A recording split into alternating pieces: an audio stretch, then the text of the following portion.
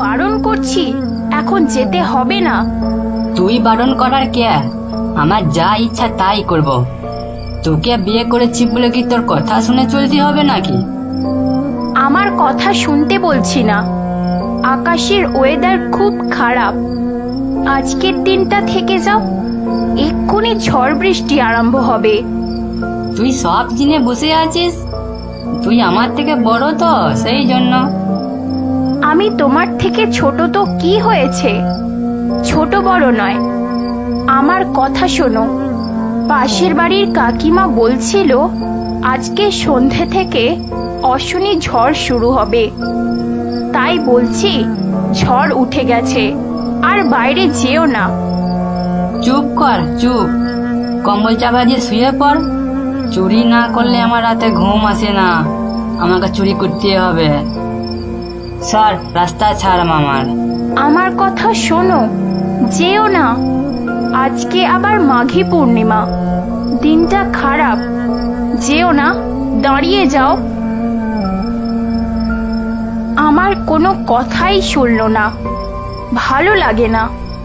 হে ভগবান, এই ছেলেদের কাছে মেয়েরা সারা জীবন ছোটই রয়ে গেল। পরের জন্মে আমায় আর মেয়ে জন্ম দিও না।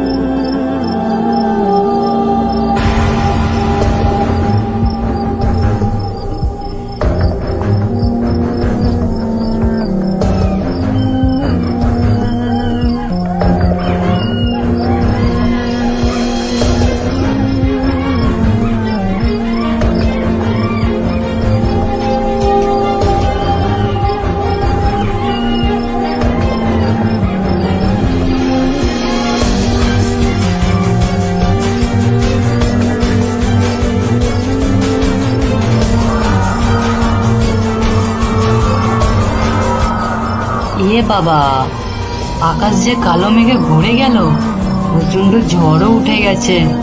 এবার আমি কি করে বাঁশ কাটবো?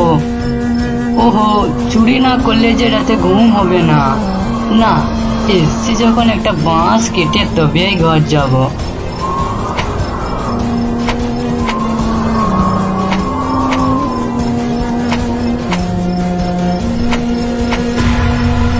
কি হলো, এত কাটারি ঘা মারছি তবু কেন বাঁশ কাটছে না? ইয়ে বাবা, ইয়ে কি ভূত রে কাণ্ড রে বাবা। মনে হচ্ছে এক বড় বিপদে পড়ে গেছি।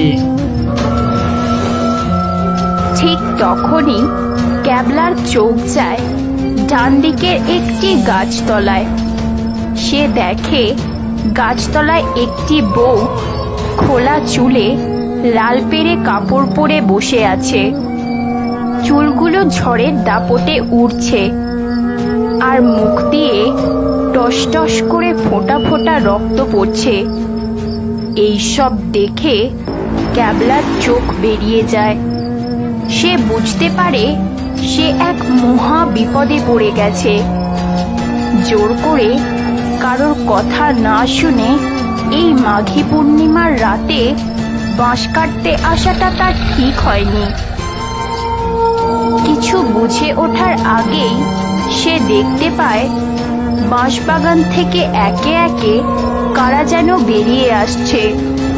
কারোর হাত নেই, কারোর আবার পা নেই, কারোর আবার গলা নেই।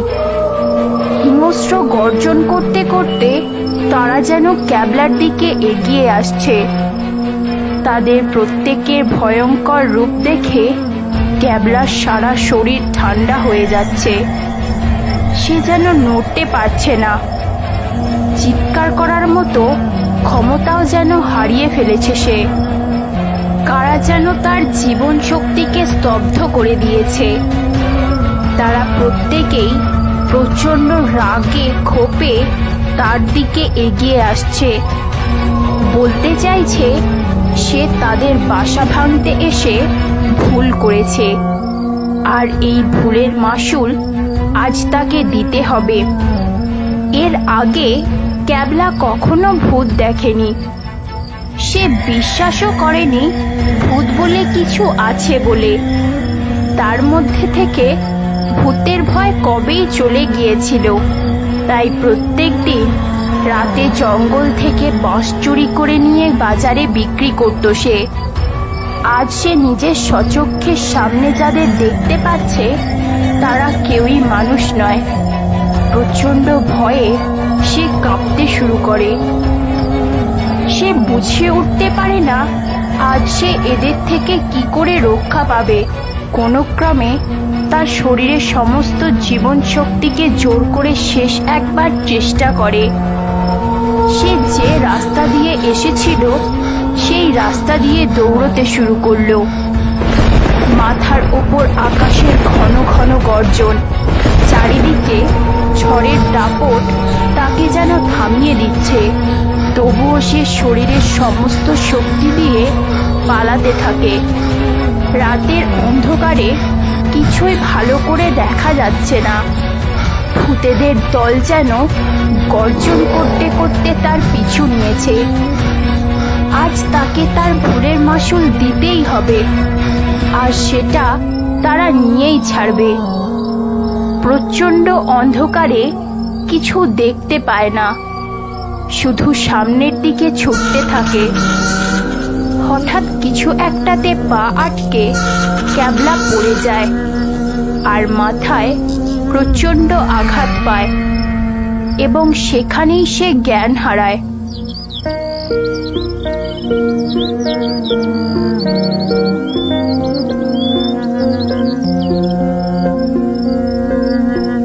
সকাল হতে যখন সে চোখ খোলে দেখে সে বিছানায় শুয়ে আছে আর তার পাশে তার বউ বসে। ও বউ বউ বউ গো, বড্ড ভুল হয়ে গেছে তোমার কথা না শুনে। আর একটু হলে বুঝিয়ে আমাকে ধরে কাঁচা পকোড়া করে খেয়ে নিত। এবার একটু রাগটা কমাও। আর কি করব, আমরা তো মেয়ে, আমাদের রাগ করলে চলে? তোমরা ছেলে, যত খুশি রাগ করবে, যত খুশি রাগ দেখাবে, আমরা শুধু ভাঙাবো। অমন করে বলো না, ছেলে মেয়ে তো সমান বলো। মুখেই ছেলে মেয়ে সমান। নিজের ইচ্ছায় না কিছু বলতে পারি, না কিছু করতে পারি, আর না কোথাও যেতে পারি। তোমাদের বেলা তো সেটা হয় না। আবার বড় বড় কথা, ছেলে মেয়ে সমান। সত্যি বলছি গো, ভুল হয়ে গেছে তোমার কথা না শুনে। আমি কথা দিচ্ছি এবার থেকে চুরি করার আগে তোমার পারমিশন নিয়ে যাব। যাও যাও, আর তেল লাগাতে হবে না। সকালে কি খাবার জোগাড় হবে সেটাই জোগাড় করো।